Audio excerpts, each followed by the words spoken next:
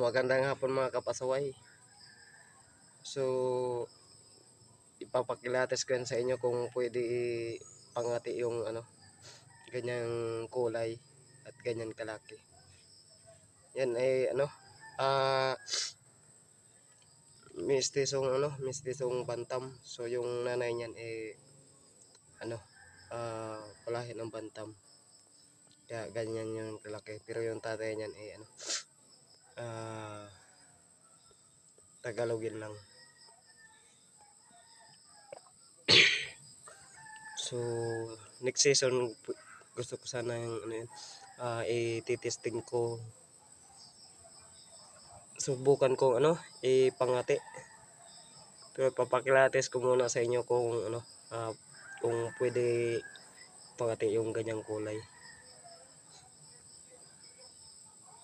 Yan